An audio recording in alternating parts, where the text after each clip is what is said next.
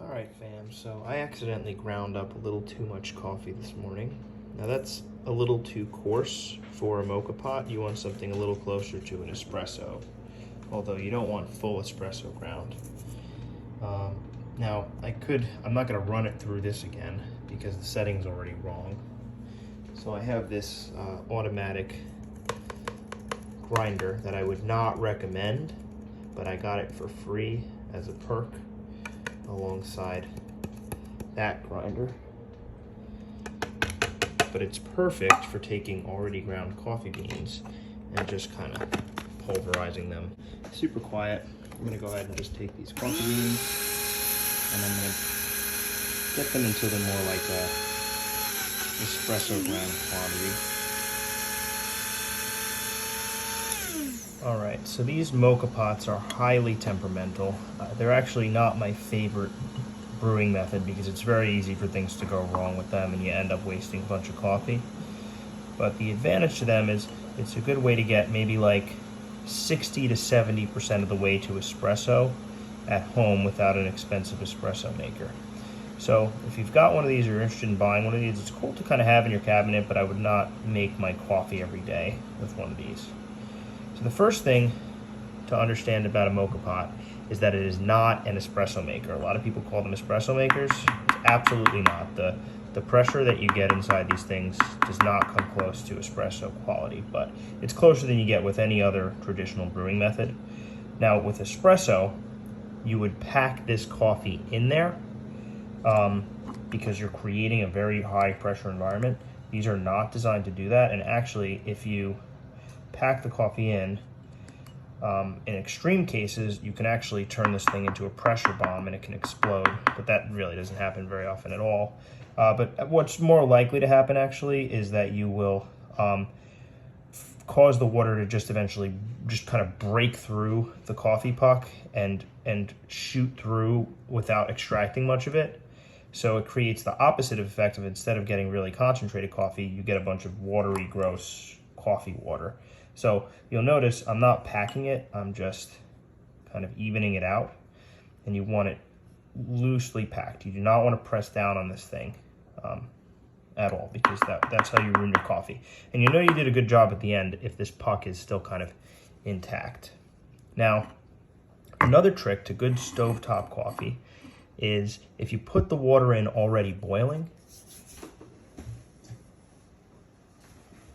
So I've got my boiling kettle right here. I'm going to take already boiling water so that this is going to brew very quickly. Now there's a pressure valve, a pressure release valve for safety reasons here, and you don't want the water to go above the pressure release valve. Again, you will stall your brew and potentially create a bomb. So pay attention to these instructions, don't try to cheat. Now we're going to pop this in here. Now this is extremely hot, so I'm just going to use an oven mitt when I tighten this up. All right.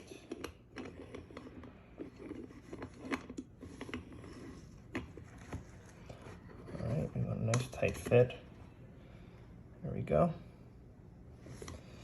Okay, now we're going to go ahead and bring this over. Put it on a small burner right here. Now we've got our small burner on. I'm going to place her on here. It should not take very long for this to brew. In fact, I should be able to do this in real time. It should only take a minute or so. I like to keep the top open so I can see what's going on, because if we start to get like a lot of bubbling and gurgling, that's a sign we need to take it off the heat, because the steam is shooting through instead of just the pressurized hot water. So right now, the water here is beginning to boil. It will pressurize and it'll force it at a very high rate of pressure, not quite espresso pressure, but very high pressure, up that tube through the coffee bed. And what you'll get here is kind of like a thick, syrupy coffee espresso hybrid. These are very popular in Italy, and actually in Cuba as well. And what I might try to do today, there we go. What I might try to do today is I might try to make a Cubano, which is a version of this coffee where you take raw sugar first and you whip it and then you add it in, and it's supposed to create like a fake crema that you would get with a real espresso. So that's pretty good. Looks like it's coming through all right. Now, if it starts gurgling, we got to take it off the heat. It gets a little temperamental. Yeah, that's a strong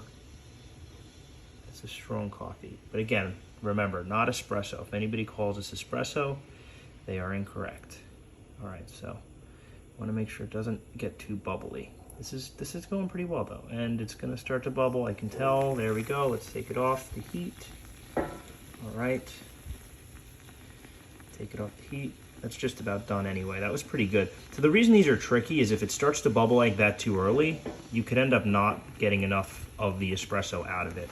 So I'm going to take the heat off now. I'm going to close this. And now, just a little trick, if you want to stop the percolating effect, a little cold water.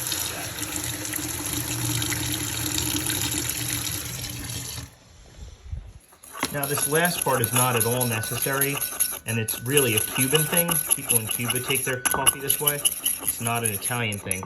But if you whip this raw cane sugar with a little bit of the coffee, you'll create a cream that you can put on top of it. All right, now for the pour. Again, this doesn't make a lot of coffee either. So like you can get, this is a medium size, you can get a bigger size of this, but also like not great if you have like a lot of company over. This serves 2.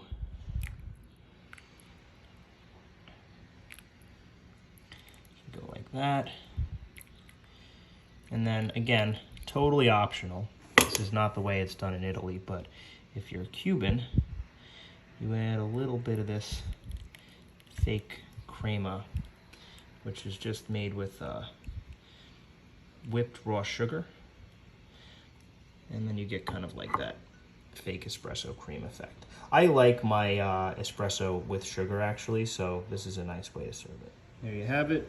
Nice semi-sweet homemade fake espresso with a little dark chocolate. Yeah, you get that like puckering, like really strong coffee flavor that you'd be familiar with from espresso, but it's not quite as like thick and syrupy and rich as the real thing. But yeah, like I said, it's a nice thing to have at home every once in a while.